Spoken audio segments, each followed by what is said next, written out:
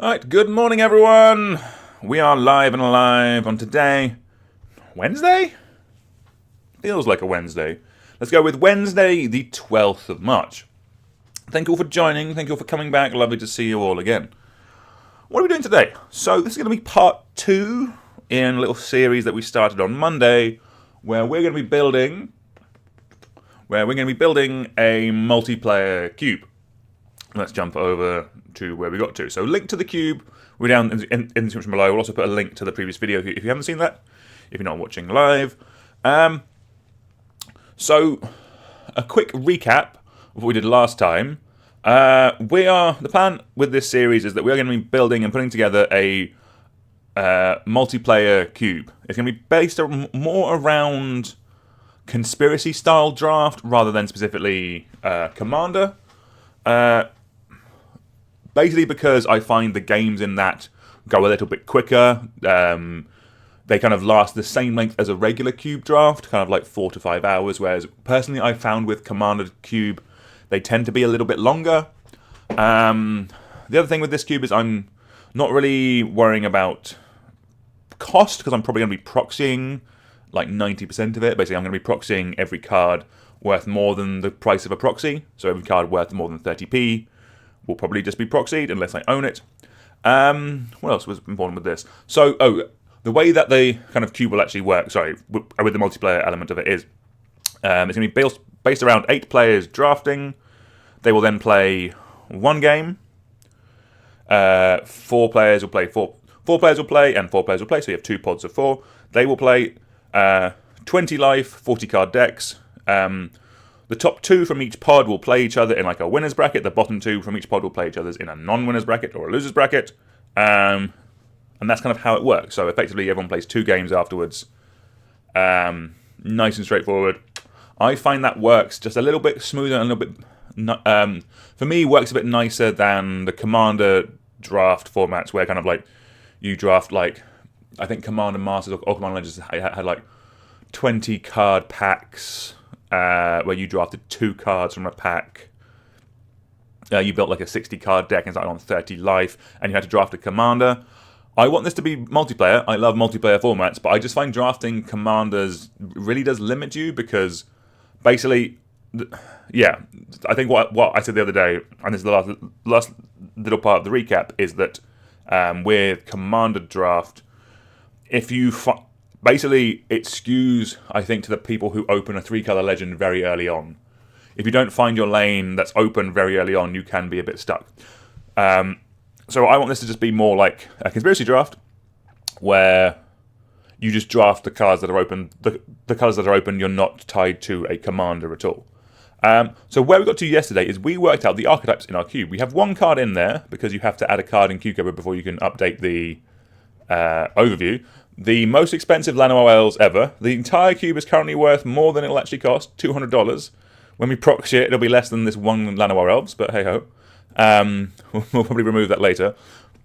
But our archetypes, we have Azorius, cast stuff from exile, so Vega the Watcher being the signpost card there. We have blue-black, kind of group mill and reanimator, so kind of it's like a group millie kind of control-y deck with the ability to reanimate stuff for the win. I'm kind of going this way more than just straight Reanimator, because Reanimator does struggle a bit in multiplayer, because, like, yes, you can do your cool thing, you can bring back a big threat early on, but you kind of struggle because there's 3 players with removal spells rather than just 1.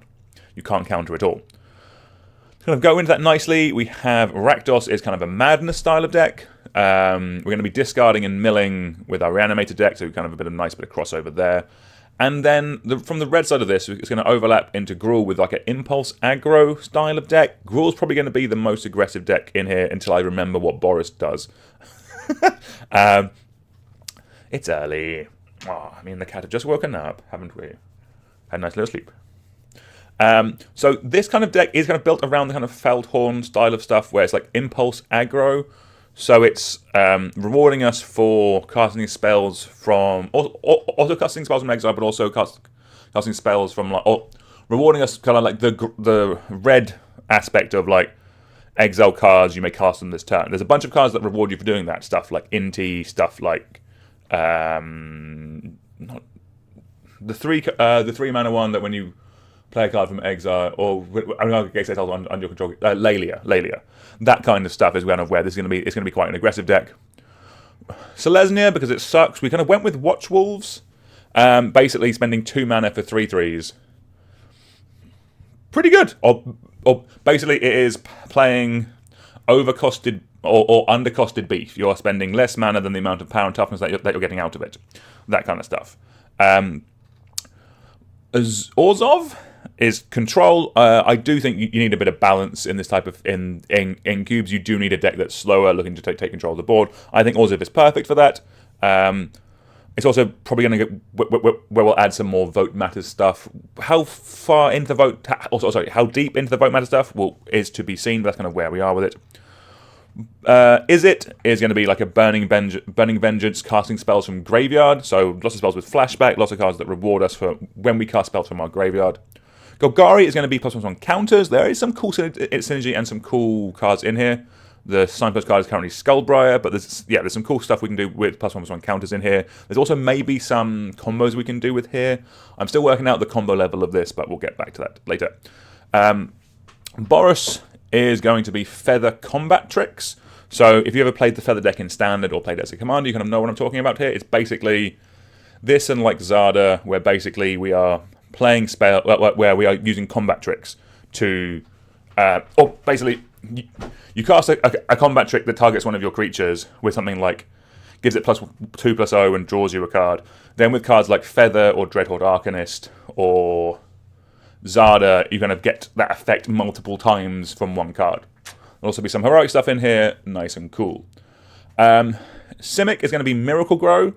This is effectively, if you've ever seen like Canlander, like the Sorensen style of deck, it's basically you're going to be running a bunch of creatures that get bigger over the course of a game by you naturally playing Magic. So Dragon's Guard Elite is an example. One on the green. Mage Craft, whenever you cast a copy in instant or sorcery spell, put a +1 counter on Dragon's Guard Elite. So basically, this will just come down in play on turn 2. There's a bunch more effects like this as you naturally just cast instant and sorceries. As you cast like your ops to draw you cards, that kind of stuff, it will get bigger.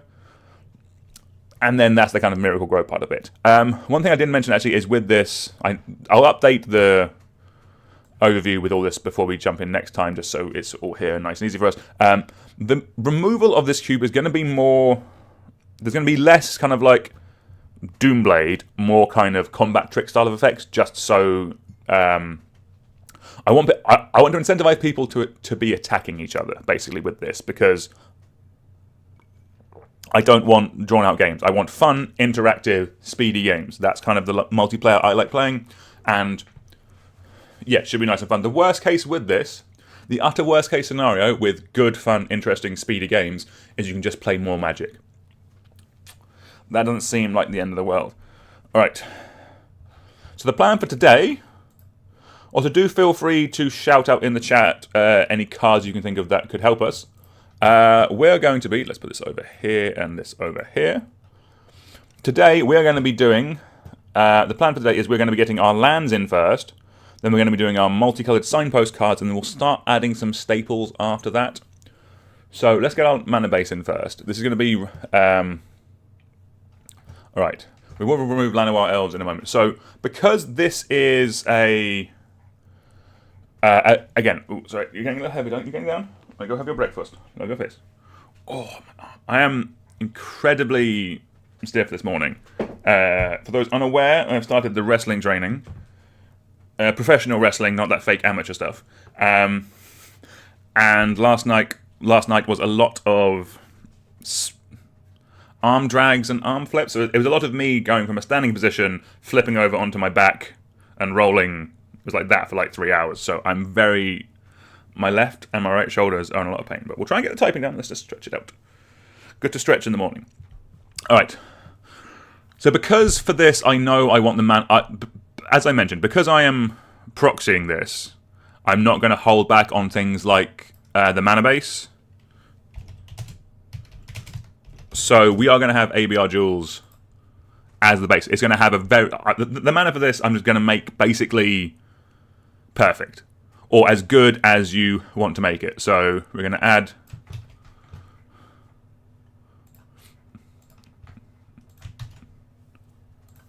we're going to add our full cycle of OG jewels. Actually, I don't think there is a way in Cube Cobra of adding like packages, that kind of stuff. But let's just copy these in. This is kind of one of the main things for proxying, of just having them. Like, one of these cards will be the price of the entire cube, and for that kind of just as that as a base reason, it's kind of leads me more down proxying, especially for cube. It is a casual format. You're not playing in a comp REL environment. Events aren't going to be sanctioned, that kind of stuff. There's no real reason not to optimize here. Just get good proxies. We do have a whole podcast episode on it. So on top of jewels, we're going to have MTG fetches. We're going to run every fetch land. Let's get our fetch lands in here. Oh, you can do it on Scryfall. That's probably nicer to look at. Is fetch land. Love that. You can't drop and drag? No, you cannot drop and drag. Ooh, what did we do? We clicked a button. Okay. Arid, Mesa, and Blood Stained. Just having the fetch dual mana base in here will mean that kind of people will be able to easily curve out and get their mana base, because that's one of the things with this is, like, I do want people to be able to play Magic. I don't want people, like, especially in a multiplayer environment, kind of one-on-one, if someone gets mana screwed in a game, it sucks, but the game will end relatively quickly. They had their bad beat story, they can move on from it. That's kind of not the end of the world. It happens, it's part of limited Magic.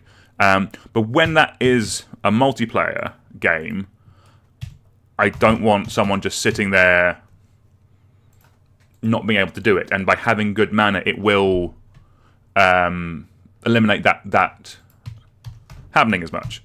So on top of original jewels and fetches, we're going to have shocklands. These are the next best thing to search for. Although, is there an argument for surveil lands nowadays? We will be adding surveil lands to it. There will be one of the cycles. Godless Shrine. Let's get the lands in first, and then we can kind of move on to some more fun stuff. This is a bit more bread and buttery.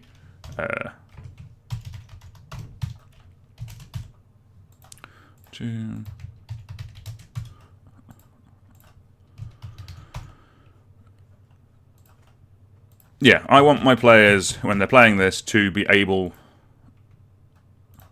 to play their decks, and I want their decks to be smooth and nice. And also, there is a thing of just like, if you actually use the picks in a cube on drafting your lands, your deck will be better, be more consistent. I like rewarding players who draft their lands. And in cube, you're going to do that by having like powerful 2 and 3 color cards. All right, we have a couple more to go. The next type I think are best in cube is fast lands. These are the lands that come into play untapped unless you control 2 or fewer lands. I think these are great. These are kind of the next tier down in terms of lands for cube. I think there is a world where maybe we want the slow ones. But I'm going to start with these in, and then we might have a look at it afterwards. These are just great in. This is basically, if I'm building a commander deck, this is also my next tier down in terms of mana base. Also, these just got reprinted, so they're not actually that too expensive if you were going to buy these in paper. Inspiring. How many cards with inspiring in the name are there? Raise Orb.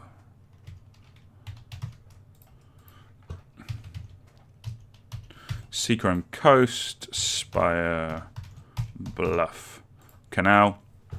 So we currently have OG Jewels, Fetch, Shock, Fast lands. We have 2 more to go through. We have Surveil lands.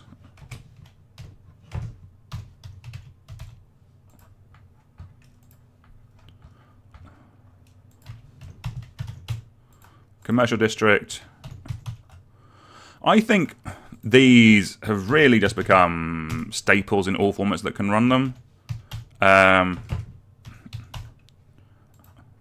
Just the ability, just being able to, like, in any kind of deck, even like aggressive decks, just being able to fetch for a Surveil is really good. I think it's been way better than people initially thought when it first got printed. Just the ability to give you that little bit of filtering is really strong. Is it fair to say these already need a reprint? I know I don't own that many of them for reasons I have gone over on this channel. If you're unaware, my wife traded all of our Surveil lands immediately for legacy staples, and then I don't think these have become legacy staples as of yet, but that would be kind of ironic. The last set of lands we're going to stick in now is our Triomes. Triomes have, give me the full cycle. Triomes have really changed the impact they've had on Cube. I don't think can be underestimated. These have made, so I don't think these have affected Commander anywhere near as much, just because you're only going to run these in 3 and 4, 5 color decks, that kind of stuff. But in Cube, it used to be like, yeah, take a fetch, or it used to be take a dual land, like really highly, because it's likely you'll be able to find a fetch to go with it. But the way that these have just affected mana bases are just so good now because of fetch Triome. Like in my Live the Dream Cube, I think just taking a Triome pack 1 pick 1 is perfect, because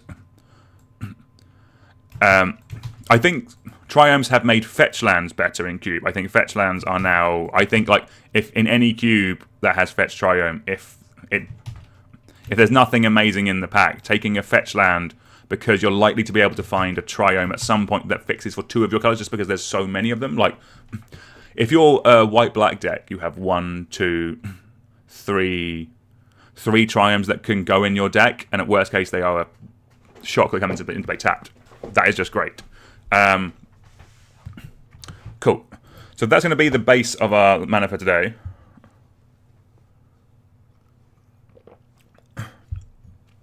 Cool. So yeah, BC raises a good point in the chat. To begin with, we are going to keep it as this. We do have room for more lands, and yes, we will.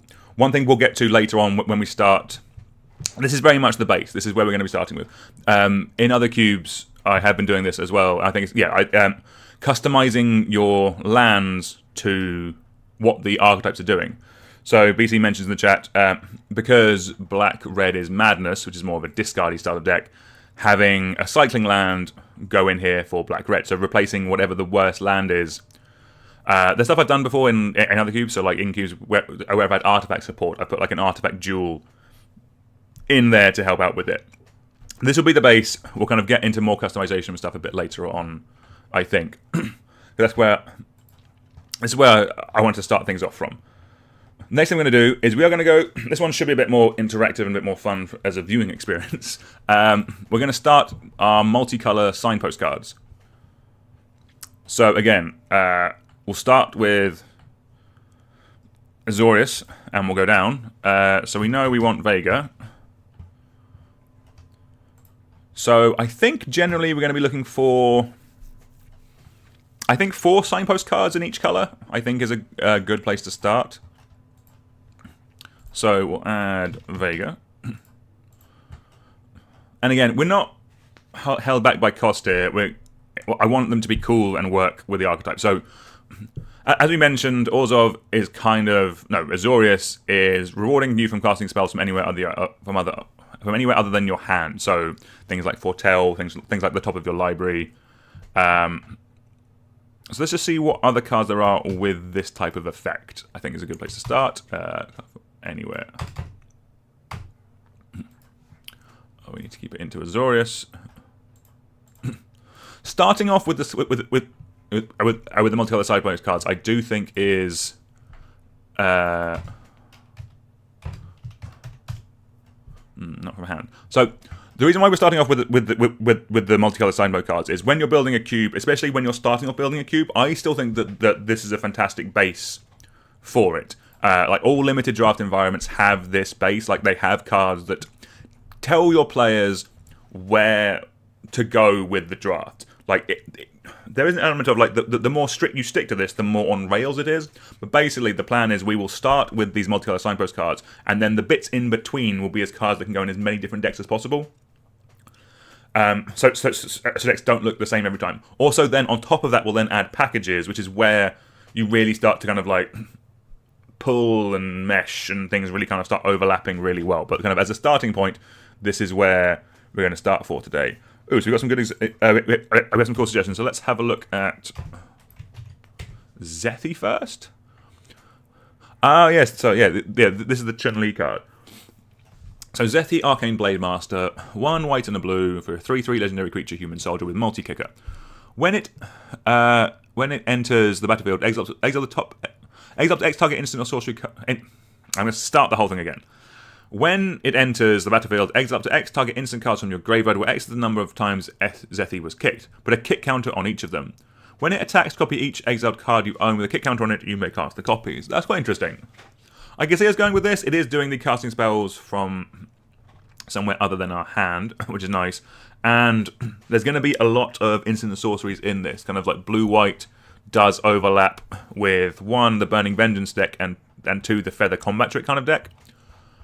I think I like that. Let's stick Zethi in for now. There was another one that I wanted to add. I guess Tygam. Tygam's kind of fun. Ojutai Master. Instant sorcery and dragon spells you control can't be countered. Whenever you cast an instant sorcery spell from your hand, if Tygam Ojutai Master attack this turn, that spell gains rebound. So that means you exile it as it resolves. At the beginning of your next upkeep, you may cast that card from its exile without paying its mana cost. This one seems really cool. I had this as a commander deck. It was quite miserable, actually, because you can play Dovescape with it, and you can cast all your spells. Your opponents can't cast their spells. They all get countered. They make doves instead. My playgroup hated that. But I think Tygam is really cool. It is incentivizing attacking as well, which I like. So I think Tygam gets in. Ooh, we have one in the chat. Errant and Giada. Okay, yes, perfect. Errant and Giada, 1 white and a blue, 2/3, legendary creature, human angel. Flash, flying. You may look at the top card of your library in time. You may cast spells with flash on the flying up from the top of your library. That one's cool. I like the ability. So casting from the top of your library will trigger the Vega stuff. The one thing with it is I'm not sure how deep we're going to be going on flash and flying. That one could be a maybe. Let's actually do the EDH trick thing. Let's go to Vega and see what else is run in the Vega deck. Again, this is all stuff that none. This list will not be finalized until we buy the bloody thing. So we have plenty of time. We can work with this whenever. So let's have a look at Ethereal Valkyrie. Draw a card.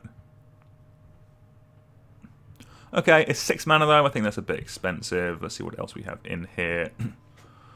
First card you foretell each turn, costs 0. We're not going. We're cast from exile. We're not straight foretell. Grand Arbiter. I don't hate. I do hate Grand Arbiter actually. Grand Arbiter sucks. Very strong card. Kind of annoying for me. Oh yeah, we had Daxos mentioned the other day. When Daxos of Meletis deals combat damage to a player, exile the top card of that player's library, you gain life equal to the amount mana value. Instead of turn, you may cast that card, and you may spend mana as though it were any mana to cast that card. This one could be quite fun. I'm kind of here for Daxos. I like the idea of doing stuff from the SBC. Great minds think alike. We got there.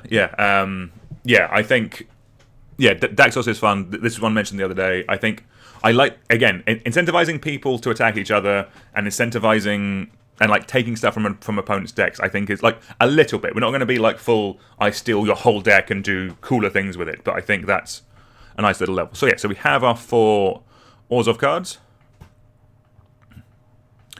Let's go to Group Mill and Reanimator next. Okay. So one thing with One thing with Demir is it just has so many good dual color cards. So let's look at some mill ones first. Ooh, I think does Party Bob mill? We'll see when we get there. So we have 37 to choose from.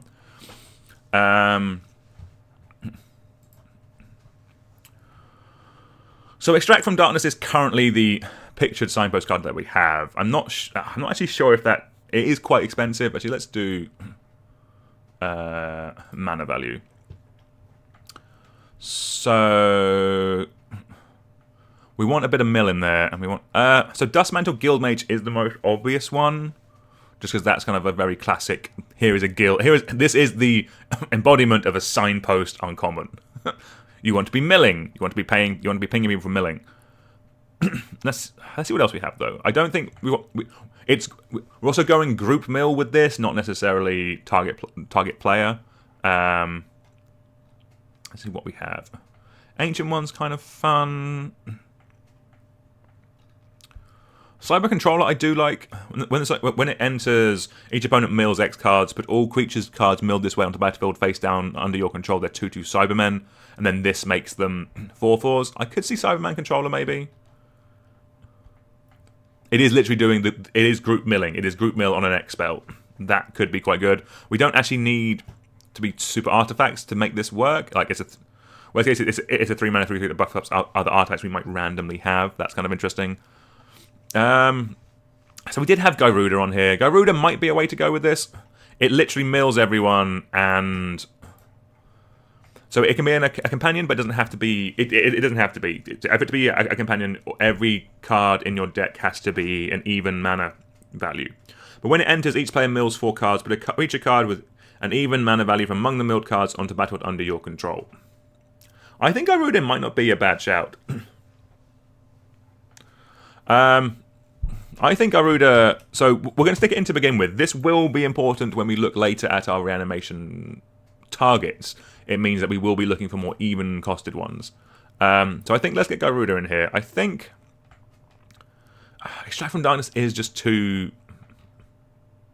I think it's just too expensive.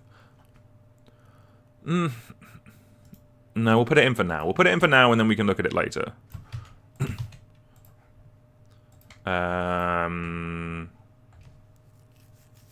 I mean, Nemesis of Reason 10 cards is a hell of a lot in a 40-card life format. In a 40-card format. So I do want something big for them to be able to mill. I think let's get the Cyber Controller in here.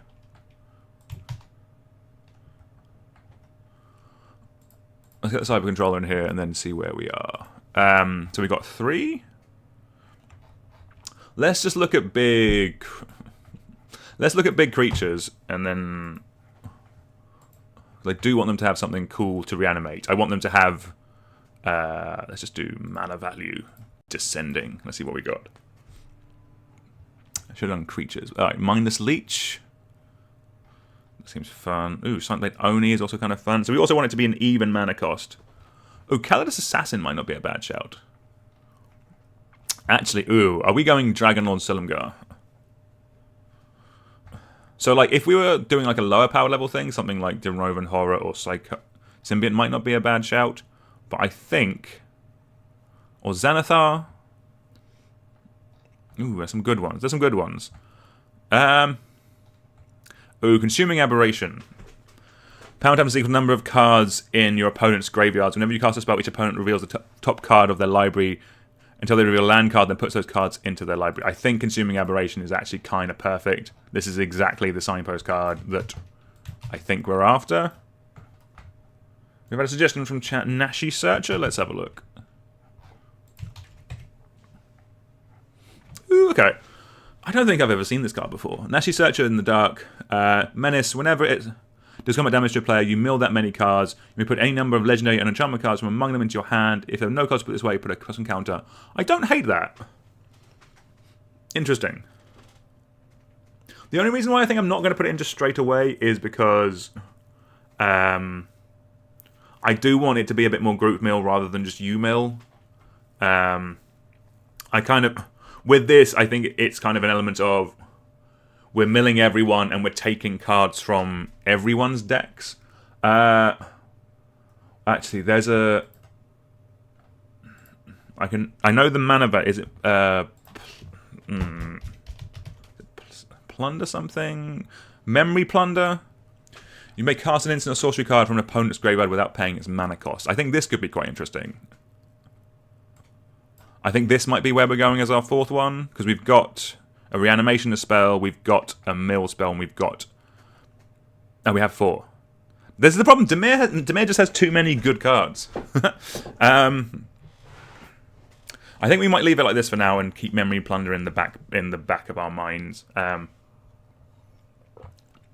I think Consuming Aberration is just too perfect. I think maybe Extract from Darkness might be something better later on, but we'll keep an eye on that. Alright, next we have Madness. So we know we want Angie, Falconwrath. Let's actually just go and look at the Angie deck. See what's in here. So we're looking for so we are going to scroll past a bunch of cool cards that could go in this deck, but we are specifically looking for signpost cards. So you're a bit too generic. Bloodhole Priest I don't hate. When this creature enters or attacks, if you have no cards in hand, this creature deals 2 damage to any target. Not terrible. There are no gold cards in this deck. Oh, Chainer Nightmare Adept is perfect. 4 mana, 3/2, discard a card. You may cast a creature spell from your graveyard this turn, activate only once each turn, and whenever a non-token creature enters the battlefield under your control, if you didn't cast it from your hand, it gains haste until end of turn. So this will kind of do well with the impulse stuff that's kind of in other colours as well. I like effects that kind of other colours might want. It's a bit more tension, it's not just drafting on rails. But this, having a free discard outlet in a Madness deck is unbelievably important. You need things to be able to discard, so you need discard outlets in order to actually get things working. So Chainer 100% gets in. What do you do? At the beginning of your end step, if you descended this turn, you may discard a card or sacrifice a permanent, deals 3 damage to each opponent who didn't. That seems a bit bad. Prosper? No, I don't think so. Right. I'm running out of cards, damn. Alright, let's just actually do this properly. Red, black. Let's actually see if there's any red, black Madness cards, first of all. Let's see what we get here. Okay, I think we are going to add Bloodhole Priest. I think it's... Again, we can make adjustments later.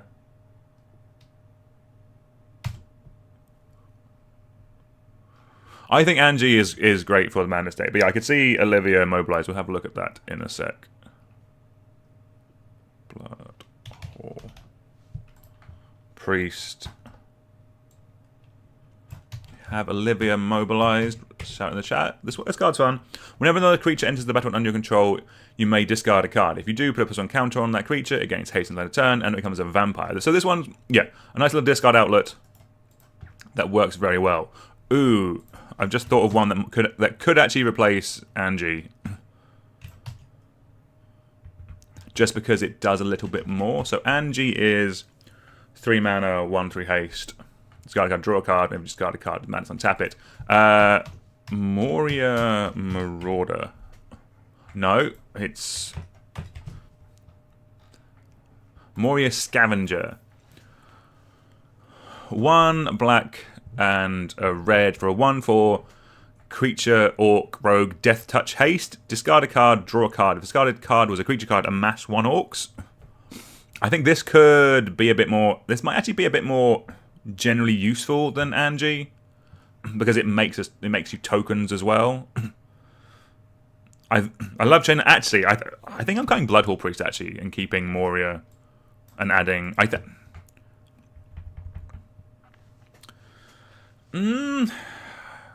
Angie is an engine, and Bloodhole Priest is a payoff for the deck, but it's not. I don't actually want the deck to have no cards in hand. Hello, have you come back? You've had your breakfast. Meow. Meow. Oh, look, bonus cat. Yeah, let's cut Bloodhall Priest, and let's get Moria Scavenger in here. I quite like this card. I think this is fun. Sacrifice something? Potentially. Yeah, that could definitely be a little package that you can support really easily.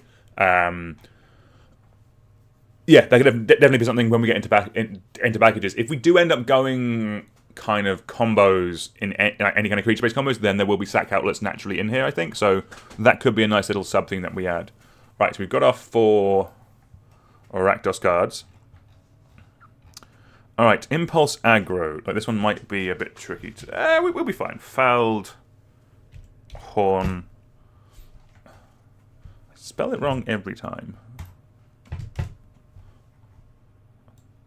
This might be another one where we look up the commander deck and see what it has. So this deck is trying to be aggressive, and it's trying to do the Impulse card draw thing. So Impulse card draw is stuff like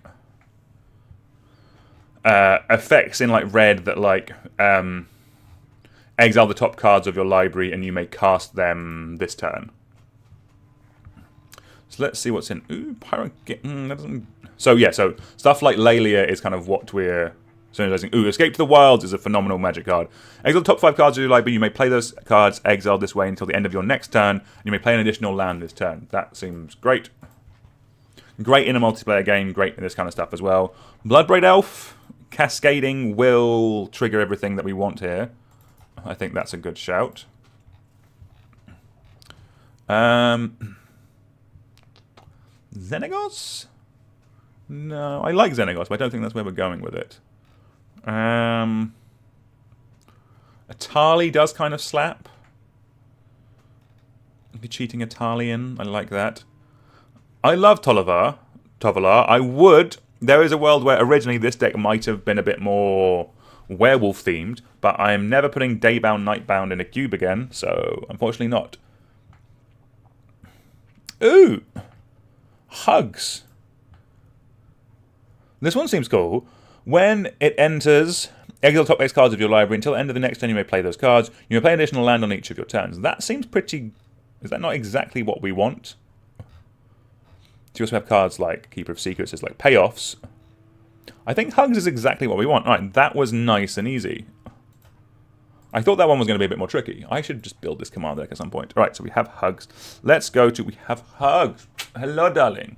Alright, Watchwolves next. This one should be pretty straightforward. White, green, power, toughness. 3/3.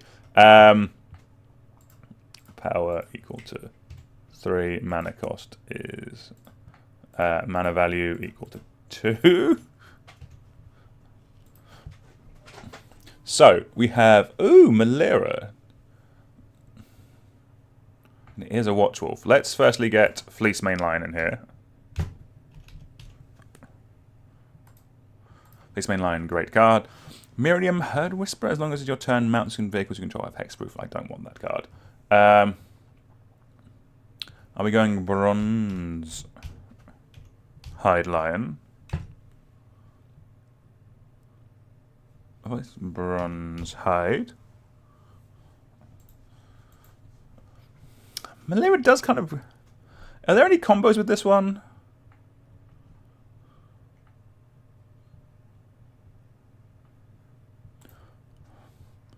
Exile Malera, choose another target artifact creature. I think we can run Malera. The last one in here is... what's the name of the bloody card? Let's just... Sort by mana value. I know the card I want in here. It's... Where is it?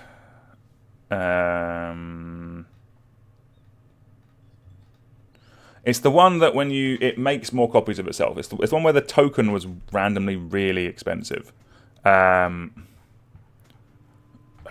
Eric's daughter. That. I think that could be more fun than Malera, but let's... What is the card? It's the Voice of Resurgence. So it's a 2-mana 2/2. Whenever an opponent casts a spell during your turn, or when Voice of Resurgence dies, create a token with White, create a green and white elemental creature token with this creature's power and toughness equal to the number of creatures you control. I think this is pretty good. This is going to actually be incredibly good. Yes, it's only a 2/2, but the overall package gives you more power and toughness than the mana you're paying for it. Let's actually see if there's anything a bit bigger. Like a 3-mana 4/4. Wow. Just so... Because Bronze Line is a touch anemic. Like, they can get overpowered. Good Fortune Unicorn is not a terrible idea. I think we might leave this here for now, because it is we have ticked all the boxes that we were after basically. But I could see us adding something like Savala just for a little bit of more interactive gameplay. All right, we have about 15 minutes before we need to finish up for today. So let's just try and get as many done as we can. Then we'll come back to this. All right, so Orzhov is control. Actually, what's this card called? Magister of Worth. I do want Magister of Worth to be in here. I like Magister of Worth.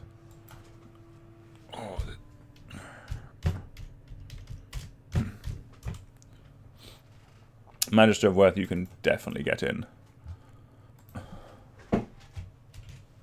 Alright, so this is 1. We need 3 more. Because it's control, so generally I like my multi-color cards to not just be generic. But when we are doing something like control, we can be a little bit more generic. So I think something like Anguished Unmaking might be the way we go with this. Ooh, I've had an idea for one of the cards. Yeah, I think we're going to go Anguished Unmaking. If we are going to support a control deck, I think just giving them access to quality removal, I think, is important. So let's get... So yeah, in the other cards, we're not going to have like generic like fight or removal or card draw spells. But in our control deck, I think we need to give them that. And there was another one I saw down here. I think this one might be quite fun. Obsidian Ghost Council, 1. A proper mana cost here. 1, white, black, 5/5. When it enters the battlefield, target opponent loses 2 life and you gain 2 life. At the beginning of your end step, you may exile Obsidian. If you do, return it to the battlefield under its owner's control. At the beginning of your next upkeep, it gains haste. This is pretty fun. Is this where we want to go? I'm tempted by it.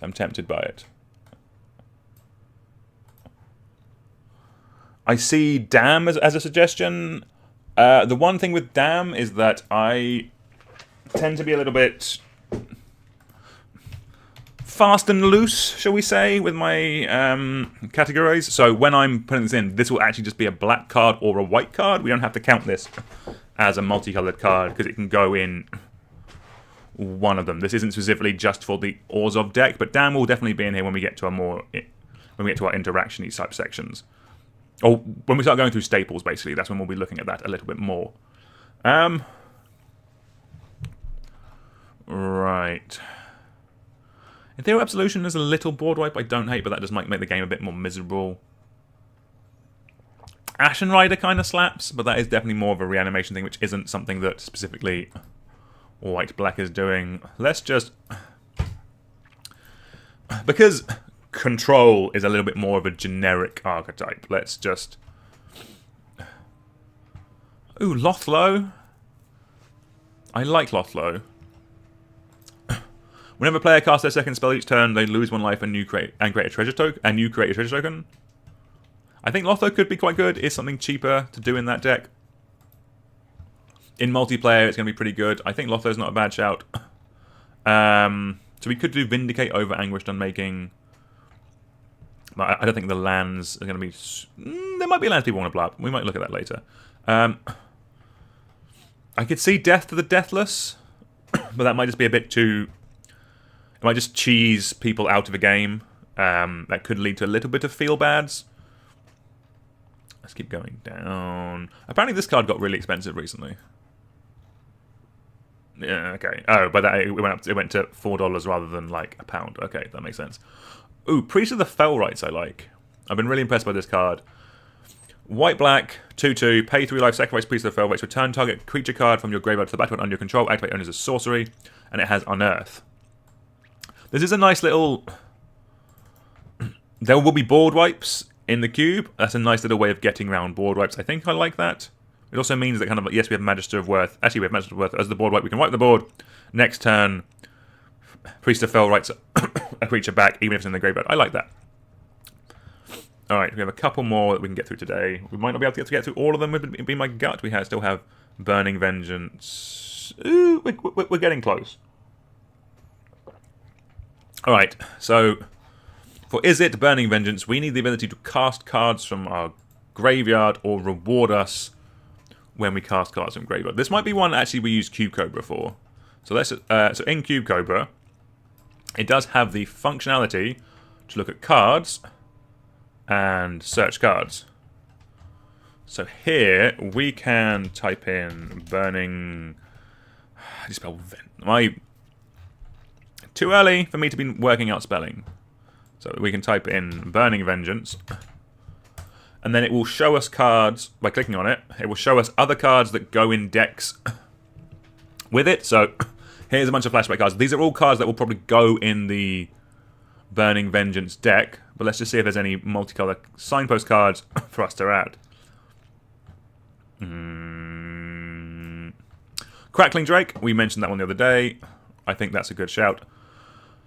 Blue, red, star 4, flyer. Its power is equal to the total number of instant and sorcery cards you own in exile and in your graveyard. So this is perfect because we're going to be filling up our graveyard or with these flashback spells. And then when we exile these flashback spells by flashing them back, they will go to exile. So Crackling Drake continuing to have its power and toughness here, I think, is perfect. Let's see what else we have. Avacyn's Pilgrim, famously played with Burning Vengeance. Beacon Bolt, because it has Jumpstart. Again, because it is a spellsy deck, I don't mind having a spell in there. Beacon Bolt is a touch anemic, though, but I think we add it for the time being until something better comes along. Let's quickly jump to... Saheeli is a good magic card. It doesn't really synergize. Let's go to often cube synergistic cards. Is this any good? So we can just go down the more generic creatures get +1/+1, or like reduce the cost of instant or sorceries. That might not be a terrible idea. Riel might not be a bad shout. I think Arcane Infusion, look at the top 4 cards of your library. You may reveal an instant or sorcery card from among them. Put it into your hand, put it on the bottom of your library. Don't go into the... No. I don't like that. I want it to go into our graveyard. Galvanic Iteration, next instant sorcery you cast this turn copies. That's not terrible. I'm not really feeling signposty is the issue. Often cubed with. So I'm feeling... Alright, yeah, we can go for another Drake. We have Enigma Drake shouted out in the chat. Thank you very much. Enigma Drake might not be a terrible idea. It doesn't work with the ones once we've exiled, but it will still work with the stuff that's going into our graveyard. Also with like the self-mill stuff that we have in blue. That could be quite nice. I think that's a good place to begin with for the time being. Let's.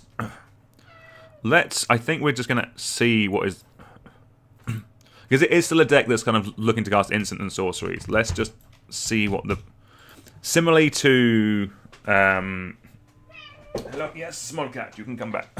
Similarly to Orzhov, where we kind of went for a generic bit. If I can't find something synergistic, that's where we kind of go for a bit more generic-y. Expansion Explosion might not be terrible. It's a big instant and sorcery. Magma Opus I don't hate. I'm just trying to think of what would lead to interesting games. Ooh, Run for Your Life one. Two creatures each gain haste until end of turn. They can't be blocked this turn except by creatures with haste. That's... I'm not... I don't know what I'm feeling. Let's oddly try text. Graveyard. When I'm holding the cat, I have to get very creative with how I type on the keyboard. That's not many. It's only... I would have assumed there'd be more instant or sorceries that care about the graveyard in some way. Alright. Oh, Summons of Saruman. This card I think is quite solid. X white, X blue red. Sorcery, amass Orcs X, mill X cards. You may cast an instant sorcery card with mana value X or less from among them without paying its mana cost. Okay. Flashback, exile X cards from your graveyard. That's pretty good. I think Summons of Saruman kind of works. The one thing that could be a touch of an issue with this archetype is that we do need to make sure that we're able to cast stuff from graveyard. This won't do too much. The Burning Vengeance doesn't interact too fantastically with the Impulse Draw, which may mean we might need to actually rethink this archetype. That might be one for another video, because we are coming to the end of today. Is there a Rowl that does graveyard stuff? Let's have a quick look. Rowl. I'm assuming it's a Planeswalker. Cast another creature spell. Unless it's this one. Let's have a look. I'll be honest, there's too many Rowls for me to read through right now. I think I'm okay with it for the time being where we are, but again, we might do some fine tuning. Alright, +1 counters in Golgari. This should be pretty straightforward, actually. So we'll get this done and then we'll probably finish up for today. So we have Skull Briar. I think this one's cool. I know that there is there's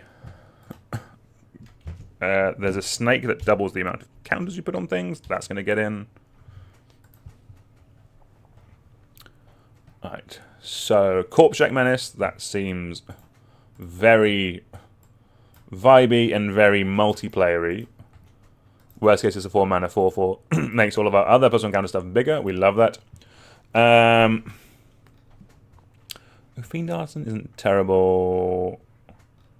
I should have added the word counter into here, actually.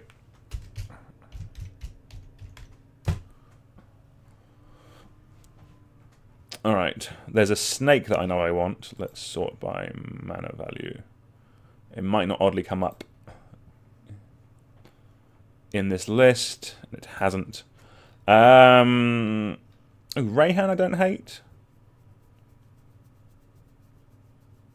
Rayhan's kind of fun. Rayhan moves counters when things die. Rayhan could be quite good fun. Let's keep going. Mazarek. Mazarek really slaps. Whenever I sacrifice another opponent, we don't have too much sack stuff in here, but again, that could be a nice little Jundi sub-theme, perhaps. We do have fetch lands. We don't have too much on the treasure yet. Might not be a bad shout, I think. What are we looking?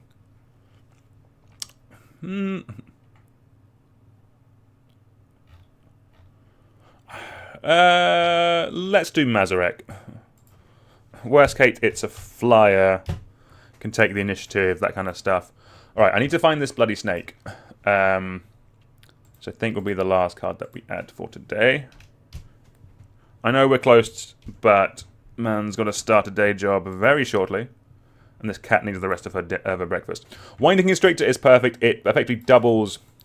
If one or more counters we place on an artifact or creature you control, that many of those counters are placed, +1 are placed on instead. So for each counter put on a creature with this in play, it's going to get an additional one. This is everything for this deck. That's where we are. Alright, let's save this. We don't need a blog post or a maybe board yet. I think this is good. I think this is a solid start. that's where we're going to have to end it for today, I'm afraid. Thank you all very much for being here. Thank you all for your suggestions. Greatly helps out. Nice to have that kind of bit of back and forth. Some great suggestions for today.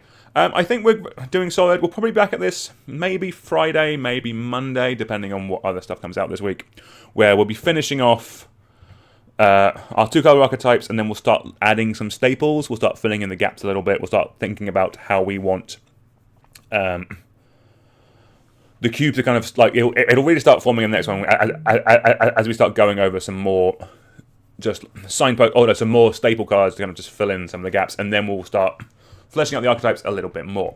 That's going to do it for today. Thank you all very much for watching. Much appreciated. We love you all. It's goodbye from me. It's goodbye from you. No, you're stoic. That's fine, darling. You are regal. And we'll see you all tomorrow. Much love. Goodbye.